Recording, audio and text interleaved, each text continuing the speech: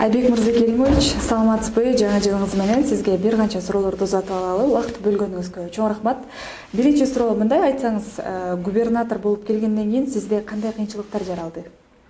Негизи кыйынчылыктар деле мындай жаралган жок. Эмне себеп дегенде мен өзүм 10 жыл бою ушул башкаруу тармагында иштегем. Өзүм президенттин алдына башкаруу академиясын бүтүп, 10 жыл банк системасында 7 жылдан ашык мындай башкаруу жетекчилик кызматта иштегем. Анан негизги жетекчилик кызматтын команда менен иштегендин принциптери окшош эле да. Андан тышкары мен 15 жылдан бери ушу коомдук саясий иштерди иштеп, көптөгөн адамдар менен болгон мамиле, көйгөйлүү маселелерди жеринен билем да. Андан тышкары жетекчиликке негизинен бул туура чечим, акыйкат, адилет, калыс, мыйзамдуулуктун негизинде иштеш керек. Бизде өзүбүздүн аппарат команда бар. Ошого туура багыт берип, өнүгүүнүн негизги стратегияларын, багыттарын аныктап, ошол командабызга туура бир багыт көрсөтүү бул негизги биздин милдеттердин бири да. Анан эми Кудай буйрса, жакшы 3 айдан ашты, бир топ нерселерге көз жетип, Талас облусун өнүктүрүүгө чоң салым кошом деп ойлойм. Алдыда кандай пландарыңыз бар? Биз эми өзүңүздөр билгендей, Талас облусу айыл чарба багытында болгондуктан, ошол бизде чыккан төбүрчак, картошка, кызылчаларды кайра иштетүүгө негизи багыт алабыз. Андан тышкары мына жылдан жылга биздин түшүмдүүлүк фасолун азайтып атат, ошо түшүмдүүлүктү көтөрүү. Кудай буйрса, мынакей суу жетпеген жерлерге суу чыгаруу, атайын скважина кылып бурут этип, кайракы жерлерге.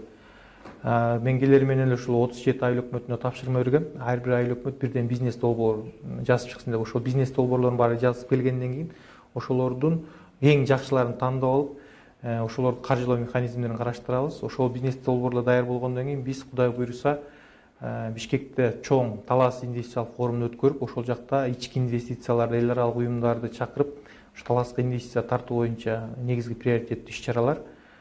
Негизги максатыбыз ошол Талас облусун жумушчору менен камсыз кылуу элдердин баардыгын. Анткени 30 жылдан бери бизде чоң деле ишканалар курулган эмес да.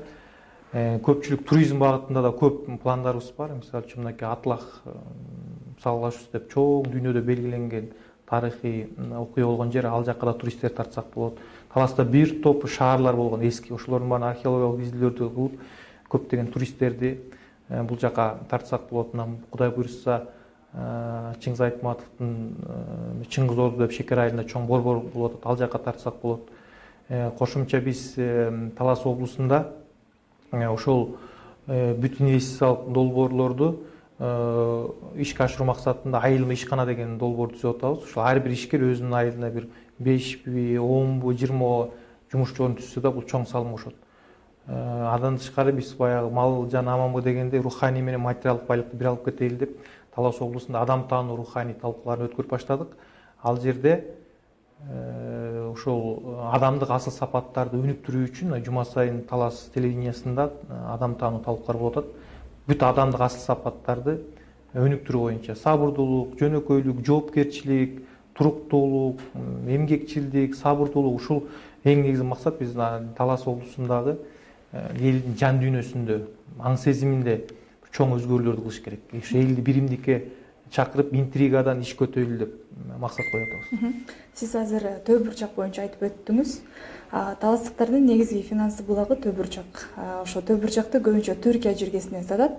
Түркиядан тышкары дагы башка мамлекеттерге сатуу боюнча пландар барбы? Биз азыр көбүнчө акыркы жылдары Кудай буйрса биздин ишкерликтер түз эле европалык ишканалар менен келишим түзүп, акыркы убактарда көбүнчө биз Европа мамлекеттеринин, ошол эле Бельгия, Чехия, Словения деген көп мамлекеттерге экспортту жолго коюп баштадык. Сиз жер үйдөгү Кыргызстан үлүшү тууралуу байма-бай айтып келгенсиз. Ал боюнча бир нече наразычылык акцияларын да өткөргөнсүз. Айтсаңыз, эми бул губернаторлук кызматка келгенден позицияңыздан кайткан жоксузбу? Ошол жер үй боюнча мындай кандай иш аракеттерди алып барып атасыз? Жер үй боюнча мен өзүм позицияман кайткан жокмун. Анткени Кыргызстандагы баардык кен байлыктарда мамлекеттин үлүшү болуш керек сөзсүз түрдө. Анткени бул байлыктын ээси бул кыргыз эли.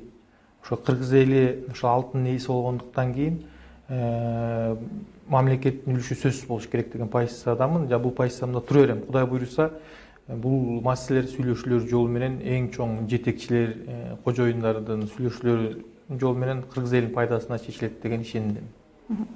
Рахмат маегиңизге, ишиңизге ийгилик. Рахмат сиздерге да.